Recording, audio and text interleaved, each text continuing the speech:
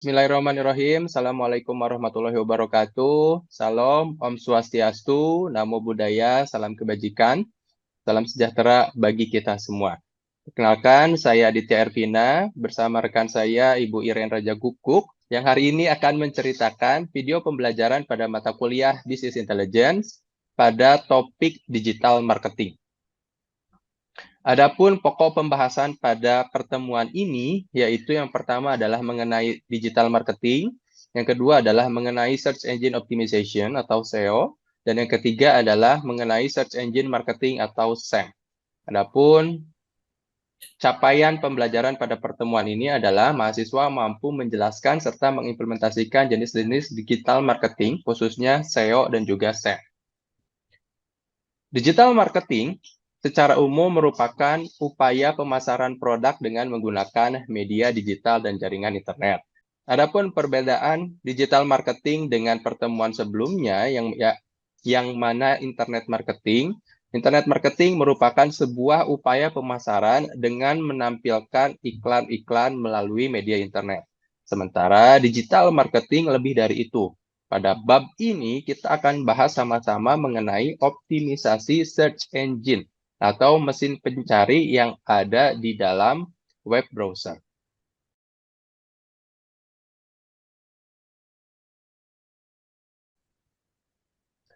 Digital marketing sangat penting. Mengapa? Karena digital marketing merupakan salah satu upaya yang dapat dilakukan oleh sebuah bisnis untuk membangun brand dan juga meningkatkan potensi penjualan dari bisnis yang ditawarkan kepada konsumen. Selain itu, tujuan dari digital marketing adalah untuk memperluas jangkauan pemasaran dari bisnis yang dilakukan sehingga diharapkan kegiatan tersebut mampu meningkatkan penjualan pada bisnis tersebut. Adapun beberapa jenis kategori umum dalam digital marketing, yang pertama ada SEO, dan yang kedua ada SEM, yang ketiga adalah content marketing, yang keempat adalah social media marketing, yang kelima ada email marketing, dan keenam ada pay per click. Pada pertemuan ini akan kita bahas secara dalam adalah mengenai SEO dan juga SEM, sementara content marketing merupakan kegiatan digital marketing yang dilakukan di dalam konten sebuah website. Lalu, social media marketing adalah merupakan upaya marketing yang dilakukan melalui media sosial. Dan yang keenam, email marketing, sebagaimana judulnya, merupakan kegiatan marketing yang dilakukan lewat email. Dan yang keenam adalah pay per click, yang merupakan upaya marketing yang dilakukan lewat iklan-iklan, dan seseorang akan mendapatkan imbalan berdasarkan jumlah klik terhadap iklan tersebut.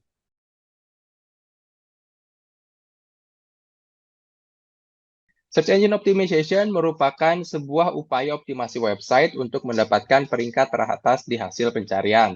Dan dengan mendapatkan ranking tertinggi, maka potensi traffic organik website pun itu meningkat. Traffic organik adalah merupakan pencarian yang mengandung pendaftaran berbayar, sponsor, dan lainnya dari daftar hasil mesin pencari atau search engine. Sehingga jika kita melakukan pencarian secara manual dan merujuk kepada sebuah website, itulah yang dimaksud dengan pencarian organik atau organic search. Adapun organic search dijelaskan lebih pada slide ini. Yang mana ketika kita mencari kata kunci misalnya penjualan sepatu pada Google, lalu kita buka sebuah website marketplace yang ada di Indonesia, katakanlah misalnya Shopee. Nah, ketika kita melakukan klik pada toko Shopee tersebut, maka organic search-nya bertambah. Artinya adalah ketika nanti ada orang mencari dengan kata serupa, maka potensi Shopee untuk dimunculkan ke peringkat teratas semakin tinggi. Kegiatan ini bernama keyword stuffing. Keyword stuffing adalah memasukkan kata kunci sebanyak-banyaknya ke dalam sebuah mesin pencari, dan ini bertujuan untuk meningkatkan organic search pada sebuah website. Dalam hal ini, kita hanya perlu menguasai pangsa pasar Google. Kenapa? Karena Google menguasai lebih dari 90% pangsa pasar mesin pencari di seluruh dunia. Dengan kata lain, jika sebuah website sudah muncul pada halaman teratas Google, maka di halaman teratas website pencarian pun kemungkinan besar website tersebut akan ditemukan. Adapun beberapa indikator utama terhadap search engine optimization ini, yang pertama ada struktur URL. Nah, struktur URL merupakan urutan link yang sebuah website gunakan. Sehingga pemilihan struktur URL perlu dipertimbangkan ketika seseorang mulai membuka bisnisnya secara online. Yang kedua adalah penggunaan SSL atau TLS. SSL merupakan Secure Socket Layer, yang dimana biasanya dengan menggunakan SSL, maka website tersebut telah terjamin aman sertifikatnya oleh lembaga yang mengeluarkan SSL tersebut. Ketiga adalah topik konten. Topik konten merupakan sebuah hal penting dalam melakukan optimasi SEO, yang dimana konten yang dimasukkan ke dalam website kita merupakan konten yang harus relevan dengan judul kontennya. Selain itu ada search intent. Search intent ini merupakan makna ganda dari sebuah kata. Katakanlah misalnya ketika ada seseorang mencari di mesin pencarian dengan kata kunci bola, maka kata kunci tersebut ambigu. Hasil yang akan dimunculkan oleh mesin pencari bisa berupa penjualan bola atau juga bisa berupa berita-berita tentang sepak bola.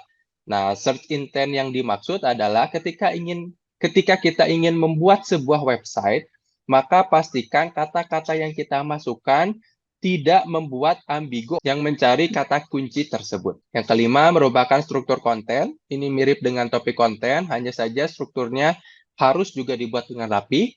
Yang keenam adalah meta tags. Nah, meta tags ini biasanya ada di halaman head atau halaman atas pada sebuah halaman website, sehingga pada meta tags ini kita bisa masukkan kata kunci yang relevan sesuai dengan website kita. Yang ketujuh adalah backlink. Nah, backlink ini merupakan link-link yang merujuk pada website kita yang terdapat pada website orang lain. Yang kedelapan, tentunya kecepatan loading dari sebuah website akan berpengaruh terhadap search engine result page atau hasil pencarian yang dihasilkan oleh mesin pencari. Adapun jenis-jenis SEO bisa dibagi terhadap dua. Yang pertama adalah SEO on page yang menggunakan optimasi di dalam halaman websitenya, dan yang kedua adalah SEO off page. Berikut saya akan lakukan demonstrasi bagaimana melakukan optimasi menggunakan SEO on page.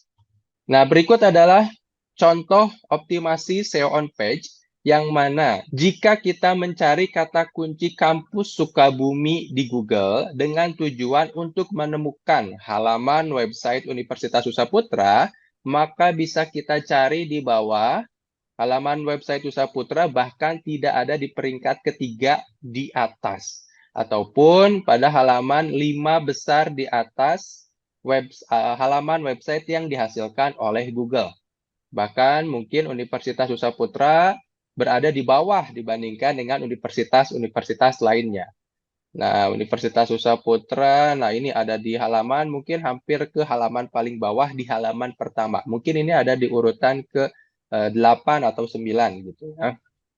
Nah, lalu jika kita melakukan analisis, sebetulnya mengapa website Universitas Nusaputra berada di urutan bawah dibandingkan dengan universitas-universitas yang lainnya?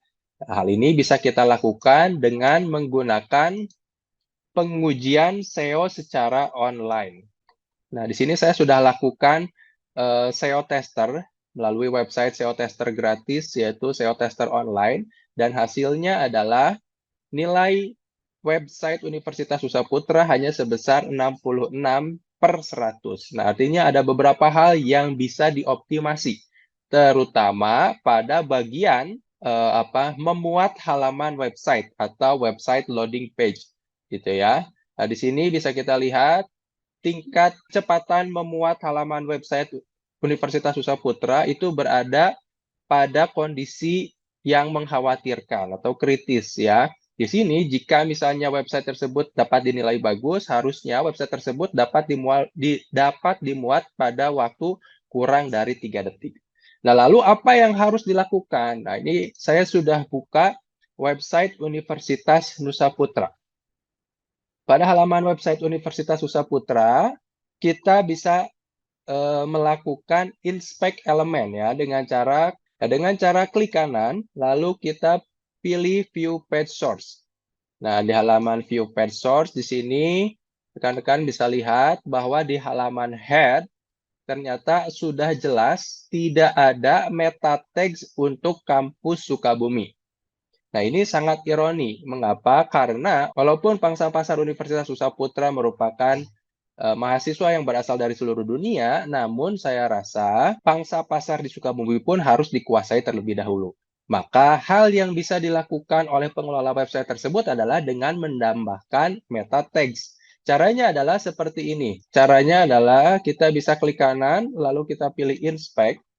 Nah, di inspect sini katakanlah misalnya saya merupakan seorang pengelola website dari website Nusa Putra ini, maka pada bagian head kita bisa tambahkan meta tags-nya. Misalnya tinggal menambahkan satu baris tag, misalnya klik kanan di sini, lalu edit HTML, nah lalu di bawah sini saya melakukan penambahan seperti ini. Kurung buka, meta, spasi, name, sama dengan tanda kutip keywords. Nah, lalu konten sama dengan kutip misalnya kampus Sukabumi. Lalu kita akan masukkan konten apa lagi gitu ya. Misalnya kampus Nusa Putra dan sebagainya gitu ya. Lalu jangan lupa kurung tutup, di enter. Setelah itu nanti harus di-hosting ulang atau di-update skripnya di dalam web server milik Universitas Nusa Putra. Nah, setelah itu tunggu beberapa saat sampai Google berhasil mengindeks kembali file baru yang sudah diupdate, dan file ini akan memudahkan website Universitas Nusa Putra untuk muncul di halaman teratas. Nah, seperti itu. Itu merupakan contoh dari SEO on page. Adapun yang berikutnya, saya akan menampilkan salah satu contoh dari SEO on page. Dari SEO off page maksud saya. Nah, di sini juga saya sudah punya contoh untuk pengoptimalisasian SEO off page. Di antaranya adalah dengan membuat backlink. Nah, backlink itu adalah seperti apa sih? Nah, backlink itu adalah contoh seperti ini. Jika rekan-rekan membuat atau jika rekan-rekan mencari kata kunci cara membuat website, maka hasil pencarian yang akan ditemukan adalah contoh dari Hostinger ini. Nah, Hostinger ini sebetulnya adalah sebuah perusahaan yang bergerak pada bidang jasa hosting. Sehingga dia membuat konten-konten terkait pembuatan website. Nah, salah satu contohnya adalah ini, cara membuat website dengan WordPress dan sebagainya. Nah, jika teman-teman lihat ke bawah, di sini banyak sekali nanti ujung-ujungnya website ini adalah promosi untuk melakukan hosting ke dalam Hostinger ini gitu ya. Nah, nanti jika kalian lihat ke bawah, nah di sini ada penawaran untuk membuat hosting di Hostinger ini. Nah, contoh seperti ini. Ini merupakan pilihan paket web hosting yang ada di Hostinger. Nah, di sini linknya pun sudah terlihat ya. Nah, ketika kita klik ini, maka dia nanti akan meredirect ke dalam websitenya Hostinger, menu penjualan host gitu ya, atau menu penjualan web server. Nah, seperti itu. Nah, yang tadi kita klik adalah merupakan salah satu backlink yang ada di kontennya Hostinger dalam tutorial. Nah, seperti itu. Demikianlah penjelasan pada digital marketing dan juga SEO. Selanjutnya penjelasan pada search engine marketing atau SEM akan disampaikan oleh Ibu Iren Rajakuku. Kepada Bu Iren, waktu dan tempat saya silahkan.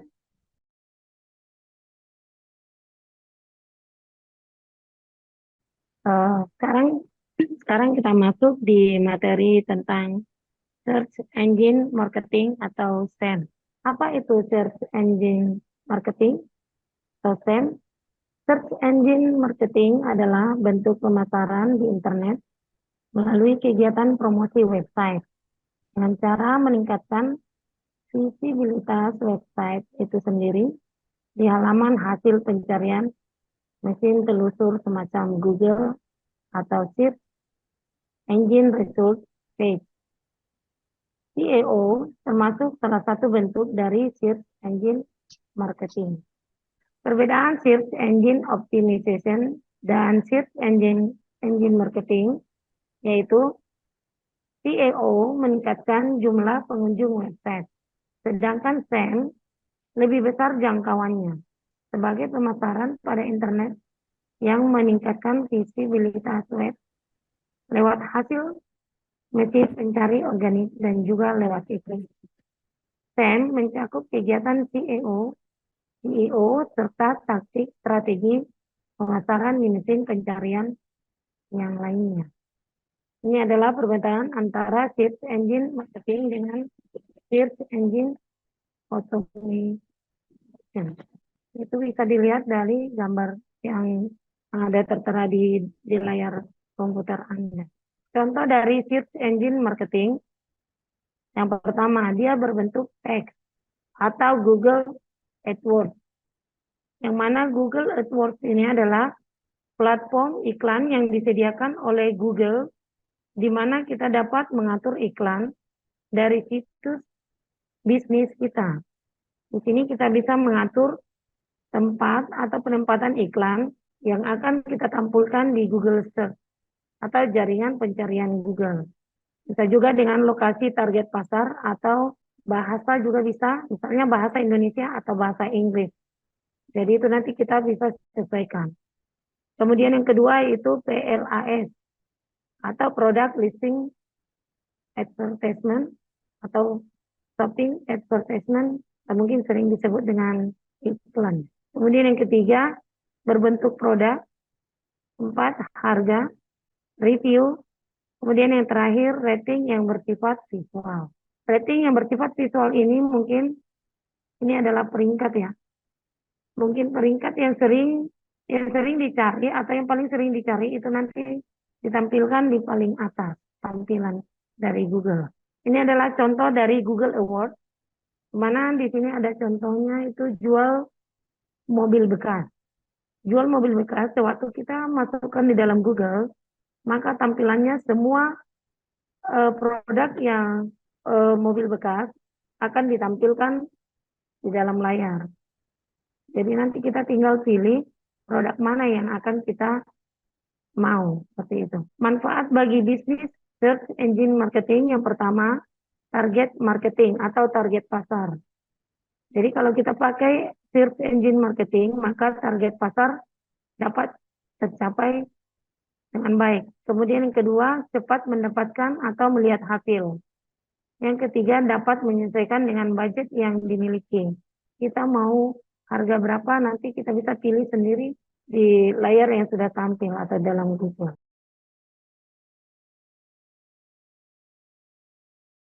Baik, demikianlah materi pembelajaran pada mata kuliah Business Intelligence, Chapter 7 Digital Marketing. Semoga videonya bermanfaat. Terima kasih. Wassalamualaikum warahmatullahi wabarakatuh.